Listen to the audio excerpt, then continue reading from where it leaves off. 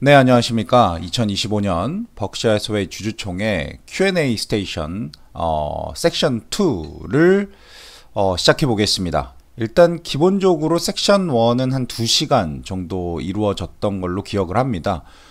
섹션 1에서는 사실 되게 추웠어요. 추워가지고 막 이렇게 뭔가 이렇게 열기가 있음에도 불구하고 뭔가 되게 춥다 이런 느낌도 들고, 약간 워렌의 목소리가 너무 이제 그 할아버지의 목소리가 나다 보니까 좀 더 귀를 쫑긋 세우고 듣는 어떤 그런 느낌이었다고 치면, 섹션 2에서는 약간 텐션이 올라오십니다. 텐션이 올라오시고 여러 가지 주요한 일들을 얘기를 하시는데, 일단 가장 기본적으로 섹션 2에서 정말 엄청난 일이 있었죠. 그거는 나중에 파트에서 말씀을 드릴 텐데, 섹션 2까지 원래 예전에는 점심을 먹고 왔습니다. 근데 이번에는 그 아마 워렌의 나이, 체력, 뭐 이런 컨디션 이런 것들까지 고려를 해서 잠깐 브레이크 타임을 갔습니다. 브레이크 타임을 갔는데 그 브레이크 타임이 약 한 30분 정도 됐던 것 같아요. 30분 정도 됐는데 그 실제 브레이크 타임을 갖자라는 부분에 대해서 한번 들어보시는 것도 나쁘지 않을 것 같아서 준비했습니다. So on that happy note, we will rejoin. 해피노트라고 얘기하죠. 좀 쉬자라는 거죠. 근데 지금 1시에 보자고 해요. 예전처럼. 예전처럼 1시에 보자라고 얘기를 하시는데, 이제 약간 뭐랄까 다시 정정한다고 하죠. 11 o'clock에 보자라고 얘기를 하죠. In the meantime, enjoy yourself, and I think all our stores are still open, so. 우리 뭐 모든 게 다 열려 있으니까 가서 사라는 거죠. 네, 그런 얘기 합니다. 이렇게 하고 이제 그 브레이크 타임을 가져요. 그리고 나서 이제 섹션 2를 시작을 하는데, 일단 잠깐 뭐 현장에 대한 얘기를 해드리면은, 나가면 뭐 핫도그도 팔고 피자도 팔고 다 팝니다. 근데 브레이크 타임이 30분밖에 안 되기 때문에 뭘 엄청 먹을 수는 없고, 너무 피곤했어요. 저는 4시부터 줄을 섰기 때문에. 그래서 저는 커피와 핫도그를 먹었던 기억이 납니다. 그러고 나서 바로 자리에 앉았어요. 왜냐면 이게 내 자리를 또 누가 뺏어갈까봐. 제 자리가 너무 좋은 자리였기 때문에 제 자리에 옷이랑 가방이랑 두고 갔었기 때문에 다시 자리에 와서 앉았습니다. 자, 일단 섹션 2를 들어가 볼게요. 섹션 2의 첫 워렌의 발언은 Becoming Catherine Graham이라는 이 캐서린 그레함처럼 되라라는 어떤 얘기를 하세요. 이게 이제 50년 전에 있던 영화라고 하고요. 뭐 한국 사람들에게는 그렇게 다가오지 않을 수도 있는데, 미국인의 역사에 대한 다큐멘터리니까 꼭 이걸 보고 한번 미국이 어떻게 성장을 해왔는지, 즉 여기서 말하는 캐서린 그레햄이라는 사람이 난관을 계속 겪고 살아가면서 결국은 인생의 어떤 종지부를 찍는 어떤 그런 느낌의 다큐멘터리인 것 같아요. 말씀하시는 걸 보면. 근데 지금 현재 미국을 얘기하시는 것 같았습니다. 일부러 본인이 좀 준비하신 얘기 같았어요. 지금 미국은 위기에 봉착해 있다. 하지만 이 위기 또한 지나갈 것이다. 잘 해결하고 지나갈 것이다. 이런 얘기를 좀 하셨습니다. 그리고 이제 스테이션 9에서 보시면 되게 특이한 부분이 있어요. 특이한 부분이 있는데, 그렉 에이블에게 워렌은 어떤 선생님이냐, 이런 부분에 대한 질문을 해요. 그래서 사실 되게 조금 부끄러울 수도 있잖아요. 부끄러울 수도 있는데 이 부분에 대해서 상당히 잘 가르쳐 줍니다. 왜냐면 누가 얘기하는 거냐면 그렉이 얘기하는 거겠죠. 그래서 워렌은 어떤 사람이냐 라는 얘기입니다. 한번 질문을 한번 들어보실게요. Hi Warren, my name is Robert and I'm a shareholder from Toronto, Canada. 이분도 약간 동양인 같으시죠. 진짜 동양인이 많습니다. 한국 사람이 많이 없을 뿐이에요. To the effect of what you wanted to be remembered for. And your reply was, he was a teacher. So, in that spirit, Greg, I'm curious to hear maybe a story of where you learned something very, profound from Warren. I'm sure 워렌한테 you 뭘 learned many 배웠냐? things, but if there's a story that 뭐가 comes up 당신을 in your 이끄는 mind, 어떤 we'd 그런 love to 원동력이 hear it. 되었냐? 뭐 And 마인드라든가 vice versa, 뭐 어떤 if we have 들었던 the 좋은 time, 말이라든가 Warren, what's something that 어떤 you maybe 등등. learned from Greg? Thank you. 이런 얘기를 질문을 합니다. 질문 자체가 약간 무겁지 않죠. 왜냐하면 이제 섹션 2가 시작했기 때문인데요.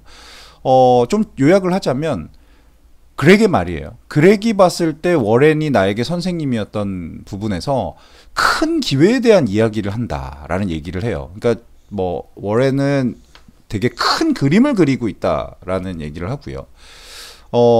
비보험 부문의 부회장이다 보니까 당연히 지금 벅셔 해서웨이가 준비하고 있던 부분은 에너지 회사 쪽인 것 같습니다. 그래서 에너지 회사를 살려고 할 때 어떤 회사겠죠. 에너지 회사를 살려고 할 때 처음 미팅 재무제표를 이제 처음 미팅을 하는데 뭐 미팅하면서 뭐 이런저런 얘기하겠죠. 이런저런 얘기하는데 딱 워렌이 재무제표 8년에서 10년치를 쫙 보고 그 엄청난 재무제표 안에서 잘못된 것을 찾아서 즉시 질문을 하고 그 질문을 한 거에 대해서 이제 대표나 어떤 재무나 뭐 재정 팀장이겠죠. 그 사람이 얘기하는 거에 대해서 그 발언을 듣고 그 위험성에 대해서 서로 얘기를 해서 그 위험을 상당히 빠르게 고민했다라는 얘기를 해요. 그러니까 그 그렉 입장에서는 원래 그냥 미팅을 하면 그냥 미팅으로 끝날 수도 있는데 명확하게 그 회사에 대해서 알고 갔고 철저한 분석을 하고 임했다라는 거죠. 그런 부분이 상당히 나를 많이 가르쳐줬다라는 얘기고요. 그리고 이제 위험에 대한 얘기를 되게 많이 하는데 보통 우리가 투자를 할 때 어떤 회사가 더 좋아질 거야라는 생각을 더 많이 하고 투자를 하게 되잖아요. 근데 워렌 같은 경우는 다방면의 위험에 대한 고려를 많이 한답니다.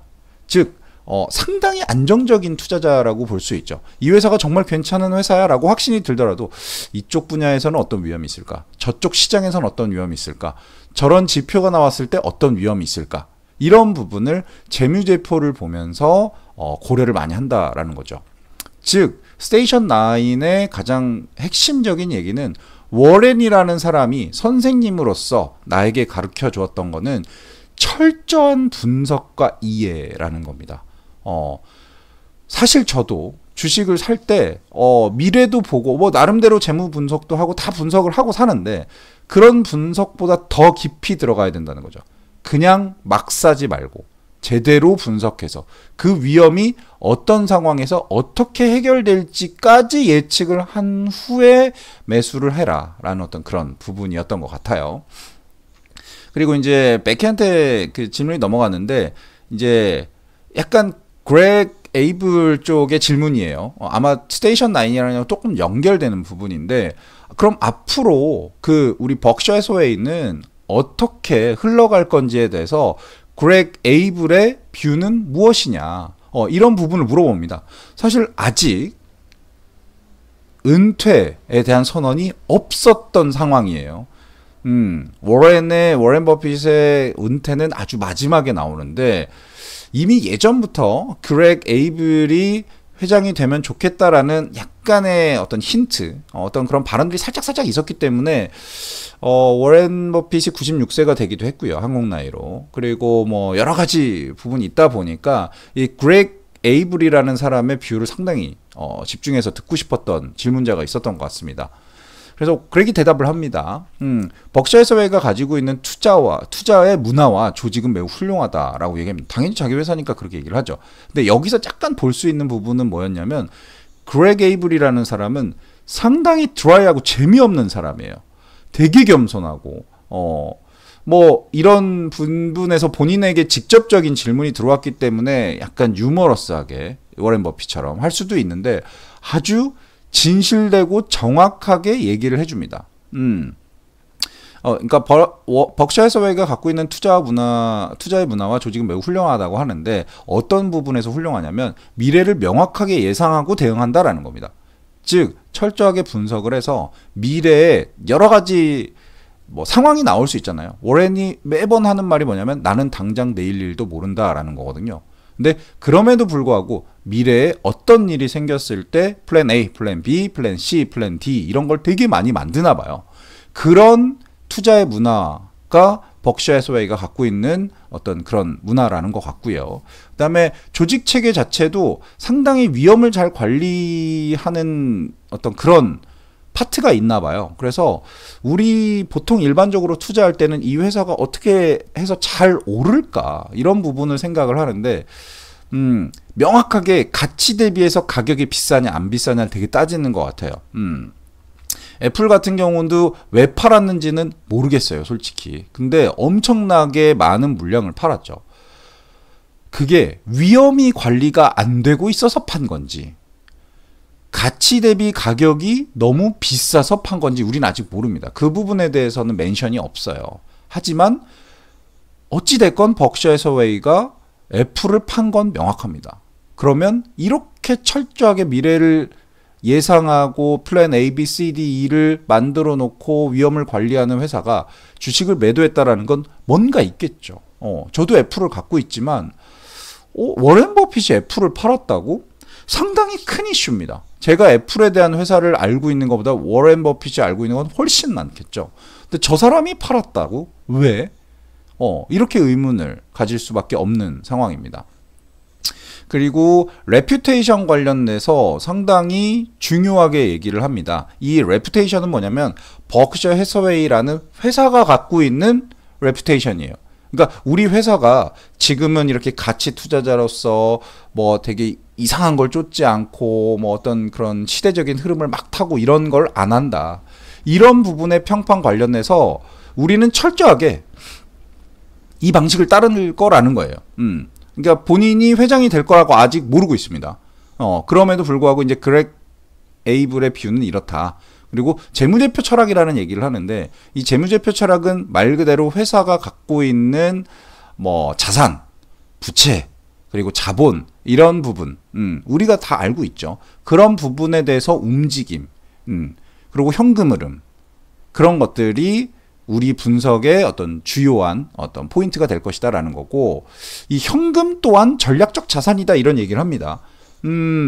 보통 현금은 투자 회사, 이런 자산을 운용하는 회사 입장에서는 현금은 사실 되게 안 좋은 포지션이죠. 왜냐하면 갖고 있으면 계속해서 가치가 떨어지는 거니까요. 근데 그렉 에이블의 말은 현금은 전략적 자산이다. 즉 지금 현재 현금을 투자했다가 잃는 것보다 현금을 가지고 있는 게 오히려 자산을 보존하는 어떤 방식이다 이런 얘기를 하는 거기 때문에 여기서 우리가 느낄 수 있는 포인트는 지금 현재 워렌 버핏과 벅셔 해서웨이가 시장을 바라봤을 때 상승보다는 하락 쪽에 베팅을 하고 있다 이렇게 볼 수 있는 거죠. 그리고 이제 자본 배분, 자산 배분, 자본 배분 이런 얘기를 하는데 이제 자본 배분을 이해하지 못하는 자산에는 투자하지 않는다. 그러니까 어떤 회사가 돈을 가지고 있는데 이 돈을 어디다가 잘 배분해서 이 돈들이 일을 잘해서 어떤 프로덕트를 만들 때 잘 만들 수 있게 하는 회사에 투자한다라는 거지, 그냥 냅다 돈이 들어오니까 이 돈을 가지고 가장 빨리 돈을 벌 수 있는 쪽에다가 자본을 배분하는 회사에 대해서는 투자하지 않는다라는 거죠.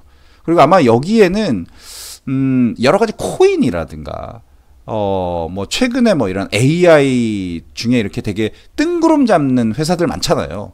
이런 회사에는 투자하지 않는다. 이런 것들이 좀 숨어 있었던 것 같아요. 이번 주총에서는 코인에 대한 얘기는 안 했습니다. 저번 주총, 저저번 주총에서는 코인에 대한 얘기도 많이 했던 것 같은데 이번엔 코인에 대한 얘기를 아예 하지 않습니다. 그래서 저는 좀 듣고 싶었는데 누군가가 질문해 줬으면 했는데 안 하더라고요. 그리고 현금 흐름이 긴 기간 동안 성공의 확신과 철학이 없다면 투자하지 않는다. 이건 뭐 당연한 얘기죠. 그러니까 이 현금 흐름이 긴 기간 동안 들어와야 된다는 거예요. 그러니까 현금 흐름이 발생하지 않고 뭐 언젠가 발생할 거야. 이런 회사의 철학이면 이 회사엔 투자하지 않는다라는 거죠. 그리고 마지막에 되게 중요한 말이 하나가 있습니다. 어떤 회사가 정말 괜찮다라고 하면 계속해서 지분을 늘려가겠죠. 가격보다 가치가 싸면 계속해서 지분을 늘려갈 텐데 이상하게 최종 목표는 이 회사 자체를 사버리는 게 목표라고 얘기를 합니다. 그러니까 벅셔 해서웨이의 재무제표에 보면 투자 쪽, 인베스트먼트 쪽 포지션도 있는데 이 비즈니스 쪽 포지션이 있어요. 되게 특이하죠. 투자 회사임에도 불구하고 사업체를 갖고 있습니다. 자기네가 사업을 하는 거예요. 근데 이 말을 들어보면 정말 괜찮은 회사는 앞서 잠깐 말씀드렸던 긴 기간 동안 현금 흐름이 발생하는 철학이 있는 회사겠죠. 그리고 위험을 잘 관리하고 있으면서 재무제표가 아주 좋은 회사겠죠. 이런 회사들은 100% 인수를 해서 내가 여기서 나오는 현금 흐름을 쓸 거야 라는 거죠. 오히려 반대로 최근에 있는 우리나라 회사들이나 다른 데를 보면 대출을 받아서, 남의 돈을 받아서 그걸로 뭔가 투자하려고 생각을 하는데 벅셔 해서웨이의 마인드는 완전 반대인 겁니다. 현금 흐름을 많이 만드는 회사를 사서 거기서 나오는 현금, 즉 대출이 아니라 캐시플로우, 우리 보험회사로 말하면 플로우치겠죠. 그 나오는 돈을 가지고 투자를 할 거다. 이런 얘기를 합니다. 그래서 역시 투자의 구루, 그리고 이런 투자의 매트릭스를 새롭게 짠 사람은 좀 다르구나 이런 생각을 들었고, 저도 투자를 할 때 어떤 레버리지를 사용한 투자라기보다는 계속해서 발생하는 현금, 제가 주식을 투자해서 발생할 수 있는 현금 배당밖에 없겠죠. 배당을 받아서 이 배당을 재투자하는 방식으로 하면 이게 사실 복리의 효과가 있는 거거든요. 그래서 복리의 마법을 상당히 중요시하는 마인드가 있는 게 아닌가 이런 생각을 했습니다. 한 16분 정도 지났으니까 인트로까지 있었으니 잠시 끊고 가겠습니다. 고맙습니다.